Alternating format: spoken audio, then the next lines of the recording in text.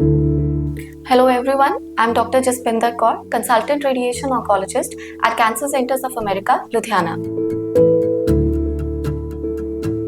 So when a patient gets a mammogram done, which is, as I have already stated, the most common screening modality which is being used.